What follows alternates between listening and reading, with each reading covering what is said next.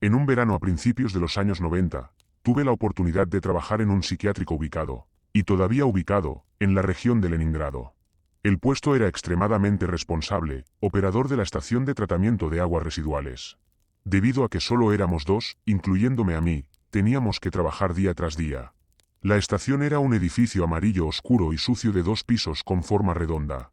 Se encontraba a unos 50 metros de una cerca semiderruida del hospital en el borde de un bosque de pinos.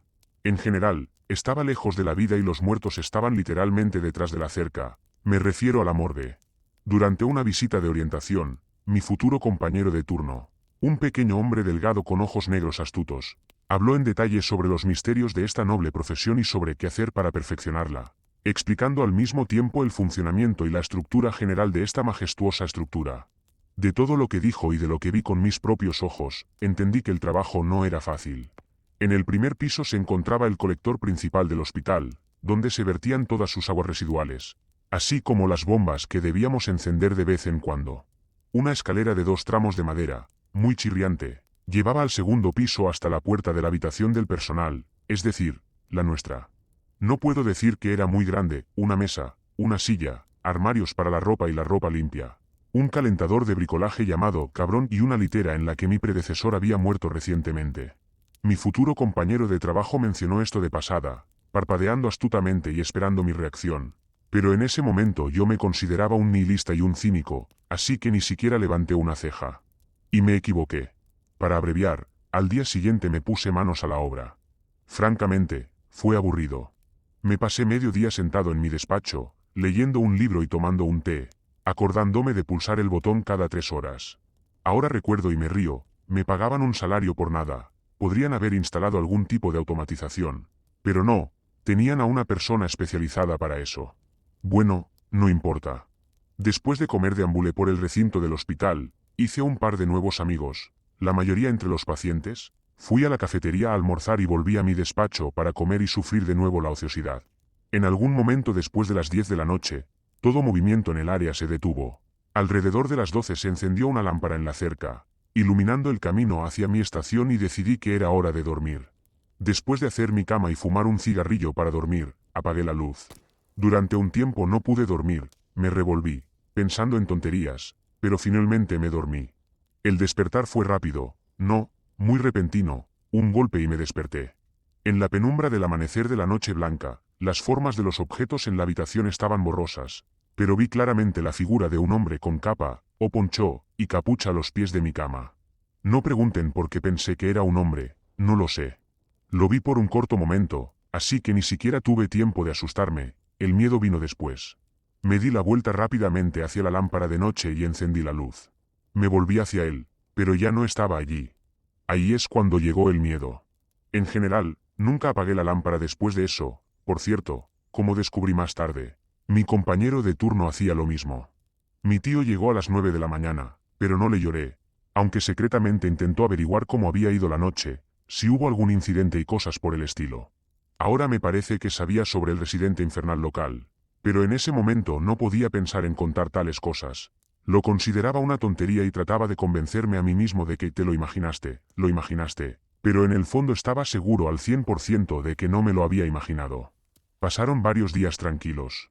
Llevé mi guitarra al trabajo, afortunadamente el lugar era apartado y nadie podía escuchar mis gemidos. Hasta la noche me senté con un libro, conocí gente nueva, me entretuve como pude. En uno de esos turnos ordinarios, me quedé leyendo hasta tarde. Y a las 3 de la madrugada escuché pasos, sí, en esas mismas escaleras chirriantes, por cierto. No había cerradura en la puerta de entrada, nos cerrábamos desde adentro con un trozo de tubo de hierro. Herméticamente, no había más opciones para entrar. Cuando las escaleras inferiores crujieron, sonó una campana en mi cabeza, pero al estar absorto en la lectura, no le presté atención. Pero cuando eso llegó al rellano entre los tramos de escaleras, me embargó el pánico. De repente, recordé claramente cómo había cerrado la puerta de la calle, cómo había apagado las luces en la parte inferior y en la escalera, y ahora algo que no podía ni siquiera imaginar estaba subiendo hacia mí.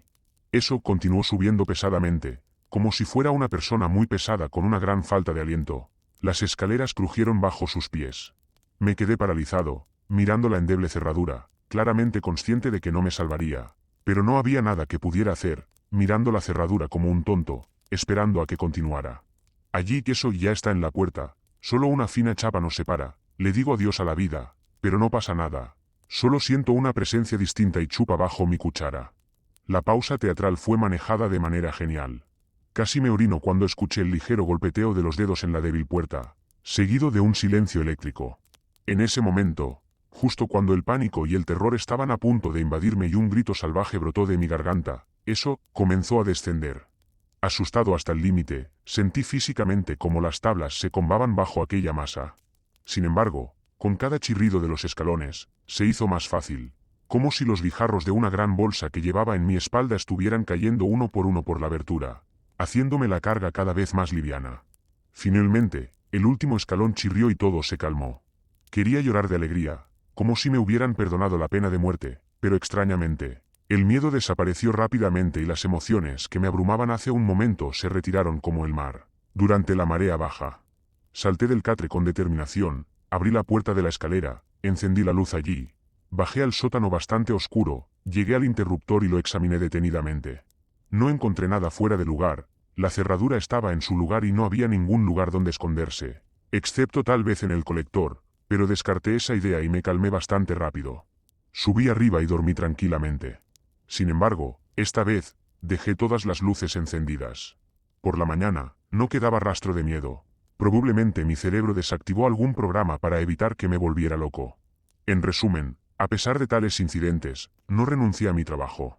La secuela llegó en algún momento de julio, cuando las noches se hicieron más oscuras y yo tenía un amigo llamado Boba en la sala de calderas del hospital. No puedo decir cómo nos conocimos, probablemente porque me aburría sentado en una oficina solitaria. Y los enfermos son enfermos, escuchar sus divagaciones es interesante durante los primeros 5 minutos. Boba, a pesar de su juventud, ya había estado en la cárcel y sus historias de la prisión eran interesantes de escuchar. En esa época había una moda extraña por todo lo relacionado con los presos. Y así, una noche regresaba de visitar a Boba cuando, pasando por la morgue, escuché golpes. Mi curiosidad me llevó a dar la vuelta al edificio y vi cómo la puerta de la morgue, con su pintura azul descascarada, se sacudía convulsivamente y el candado estaba a punto de caerse. Los golpes venían desde el interior y yo estaba presenciando el nacimiento de un muerto. ¿Cómo corrí? Rápido. Hábilmente. ¿Cómo cerré la puerta? De un golpe. Nadie tuvo tiempo de decir miau, ni siquiera yo. ¿Por qué no fui a buscar ayuda con Boba? Ni siquiera lo preguntes, fue un reflejo. Me quedé despierto con la luz encendida toda la noche, entendiendo que le tenía más miedo a los muertos que a lo desconocido. ¿Sabes? Cuando mi novia, que trabajaba como secretaria del jefe del hospital, me contó que un paciente había caído por las escaleras, unas muy altas, por cierto, y había muerto. Había sido llevado a la morgue y luego encontrado en el vestíbulo de la morgue con los huesos rotos. Me sentí un poco extraño. Ah, la juventud. Luego llegó agosto. En una noche memorable estaba tocando la guitarra hasta altas horas de la noche. Podría haber dado un concierto, pero traté de evitarlo porque sentía que aún no estaba listo para brillar con todo mi esplendor.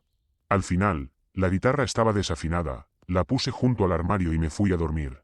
Tengo un sueño, él entra en mi habitación y me saluda tranquilamente, hola, ¿qué hay aquí?